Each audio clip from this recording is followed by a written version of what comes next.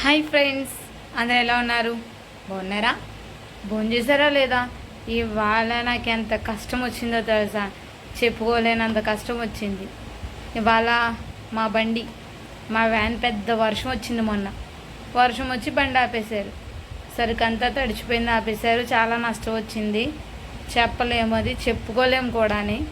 కానీ ఎంత నష్టం వచ్చిందో తెలుసా?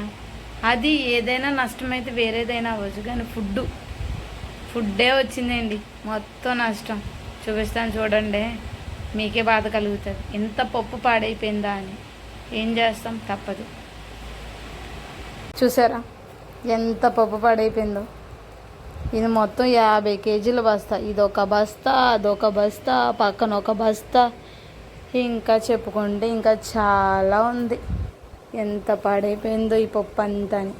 ఈ పప్పు అంతా మళ్ళీ నేను శుభ్రం చేసుకోవాలి. ఈ పప్పు అంతా మనమే కూర్చొని తింటామా? కూర్చొని తినలేంగా, బాంబులు వస్తాయి తర్వాత తింటే. ఎంత పప్పు పాడైపోయింది అలా అలా అలా పాడైపోయింది. ఏం చేస్తాం?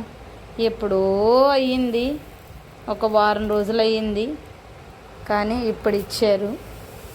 ఇవాళ ఈ పప్పు అంతా చూస్తే మొత్తం అంతా ఇది ఎంత అలా ఉంది పప్పు అంతా.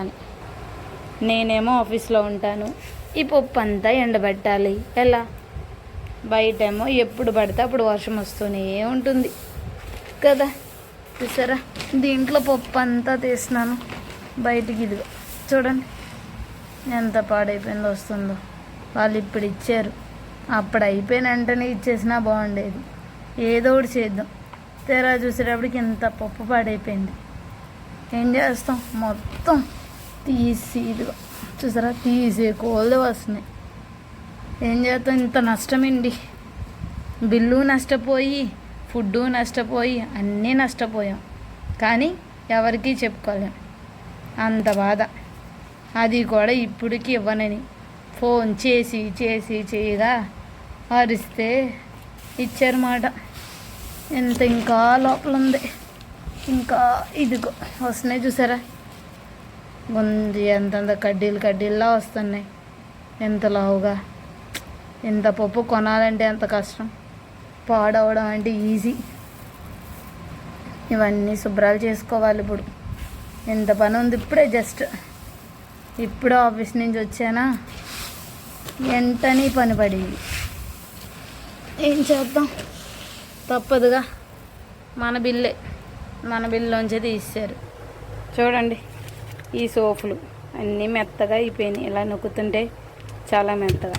ఈ సోపులు అన్నీ ఆర్డర్ పెట్టినవి పోయినాయి. ఈ సర్ఫ్ తడిచిపోయింది. ఇలాగా ఈ 2 సర్ఫ్లు అలాగే తడిచిపోయింది. తర్వాత ఇవి చూసారా ఎంత మెత్తగా అయిపోయి పాడైపోయినాయో. ఇదిగో మొత్తం తడిచిపోయింది ఇవన్నీ. ఇది కూడా చూసారా ఎంత మెత్తగా అయిపోయినాయో. ఇది మొత్తం ఎలా అంటుంటే ఇదిగో చూసారా, తడి కనబడుతుందా ఇప్పటికి? అలాగే ఉంది. ఇవి సపరేట్గా ఎంత పెద్ద పెద్ద పేస్ట్లు. ఈ డాబర్ కూడా నేను యూజ్ చేయలేనిది. ఇది యూజ్ చేసింది పాడైపోయినా బాగుండేది. ఇవి పాడైపోయినాయి. ఇలాగా ఇవి కూడా తెలుసా? చూసారా, ఇవి 4. ఇవి కూడా కొంచెం పర్వాలేదు, లోపల ప్యాకింగ్ ఉంటుంది కాబట్టి ఏం పర్వాలేదు. బట్ ఇవే పాడైపోయినాయి. ఇవన్నీ మనకి సంవత్సరం ఏంటి 3 సంవత్సరాలు 4 సంవత్సరాలు వచ్చేస్తాయేమో ఇవన్నీ. ఈ పెద్ద పెద్ద గ్రామ్స్ కదా, కాబట్టి యూజ్ అవుతాయి.